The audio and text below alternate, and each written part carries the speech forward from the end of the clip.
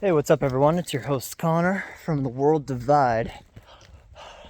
Hiking Haystack again.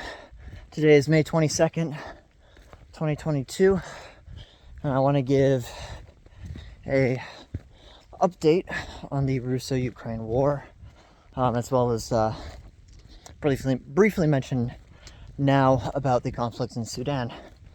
That brief mention, start now. There has been a short-term ceasefire announced. 7 days humanitarian ceasefire for humanitarian reasons. So that way, whoever wants to evacuate from Sudan, which I imagine is quite a lot of people, at least 1 million people have evacuated Sudan up to this point, including most embassy staff from all the nations held up in the capital. So the fighting will cease for a time. It is unknown how long this conflict will continue. Talking about the Russo-Ukrainian war, the largest piece of news, and this was announced by the head of the Wagner PMC, Prigozhin, on May 20th, Bakhmut has fallen. Now, the way it has been portrayed in the media in the early months of the fighting, it took like 9 months for Wagner to take this town. The Ukrainians kept sending more and more forces to this area in order to buy time for them to set up defensive perimeter around the high ground to the west and the large settlement of Chasiv Yar, basically the headquarters for the entire northern Donbass front, as well as a further defensive position in Sloviansk-Kramatorsk. Now, as of today, the Ukrainians have launched a reconnaissance and force operation in the Belgorod region, north of Kharkiv, on Russian territory. So I like to call it old Russian territory. Still waiting to hear updates from that. There's a lot of fog of war, a lot of misinformation. It's very hard to tell what's going on. What I can say is Bakhmut is completely controlled by Russian forces. The town, the settlement northwest of Bakhmut, Kromova, inside a semi-encircled pocket, is likely controlled by Wagner as well, although it's unclear at this moment. Oh, bug just flew in my eye. So what's going to happen on May 25th, which is about 3 days from now, is Wagner PMC is going to pull out of Bakhmut, and they'll be resting up until the end of June. What that tells me, and this is my own speculation, is that large-scale maneuver warfare will not begin until Wagner PMC units return back to the battlefield. And whatever formations they may return as, they may be dismantled by the Ministry of Defense and integrated in several parts into other Russian regular formations. So now Ukraine is evacuating all citizens from Chasiv Yar, and they're doing this to prevent civilian casualties. It's not exactly something the Ukrainians are shy about when shelling Donetsk, but in terms of their own territorial integrity, it is important for them in some cases. The reason they have to evacuate citizens from Chasiv Yar is because they need room for manpower and equipment to reside there. The Ukrainians will use civilians as cover to prevent Russians from shelling certain positions or striking, which has been a very brutal yet intelligent way to operate. Remember, guys, this is warfare. Both sides are doing horrific things. doing things that they have to do to win against the other side. There's also been an announcement by many Western allies, including the United States, for the supply of F-16 fighter jets.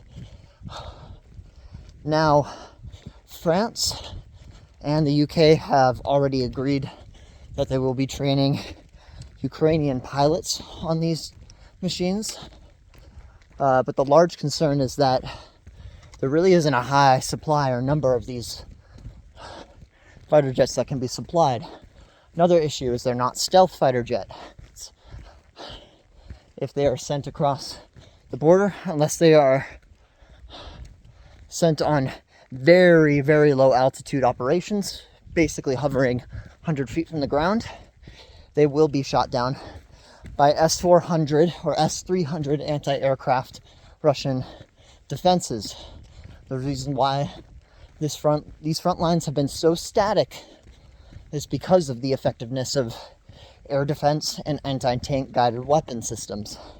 Even though Ukraine is a flat country with built up industrial urban areas, this is why the lines have been so static. Not because of the defense fortifications, although that has played a part, but because of the advanced capabilities of these systems.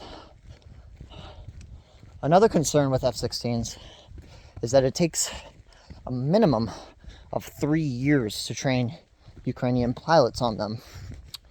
Western supply chains will be strained. Munition supply will be strained and are not being produced at near enough production levels for the Ukrainians to use for the pace of operations currently. And this is before things really heat up in mid to late summer. So what do we have to do? We have to multiply the amount of munitions and weaponry we produce by 3 or 4 times to maintain current burn rates, and probably 5 or 6 times to prepare for what's upcoming. The Russians can continually take tanks, heavy armor, equipment out of cold storage, refurbish them with modern optics, and wait patiently and prepare, as both sides are doing. The Ukrainians are building up Western equipment, resources around Mykolaiv, around Kharkiv, and around Dnipro. These are 3 critical transport hubs. Oh yeah, as well as Poltava. Poltava is the main axis of distribution for the entire Donbass, and this includes rail lines that run into Sloviansk and Kramatorsk, major cities where the bloodiest battle of the 21st century will likely take place.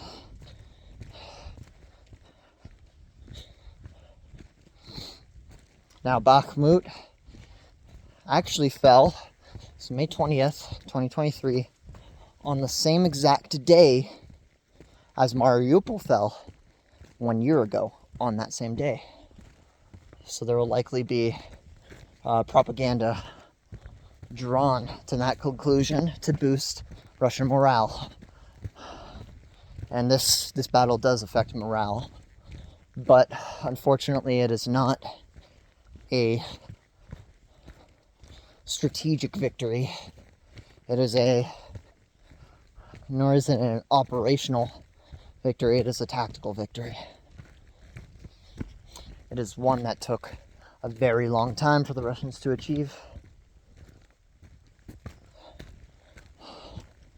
It is unknown the casualty ratios that were sustained from either side, but just inferring by the data I have, and by the way both sides have been conducting themselves and their military objectives, the Russians have likely sustained less casualties than the Ukrainians. They were outnumbered in the Battle of Bakhmut,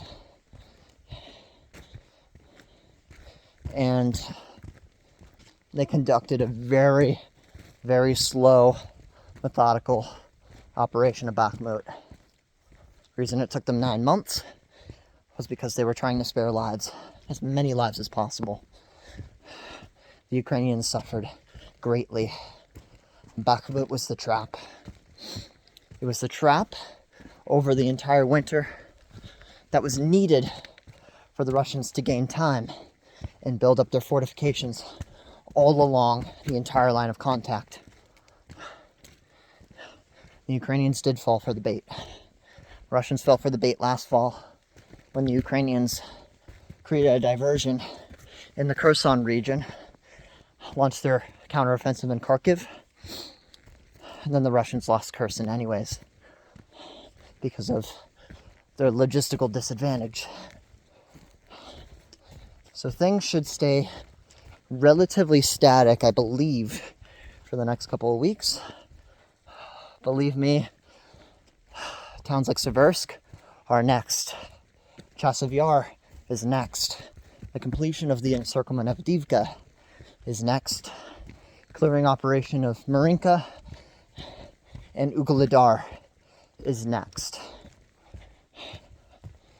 And these are also going to be slow, or continue to be slow, methodical, step-by-step operations where you're going to see very little to no movements on the front line until these settlements all fall.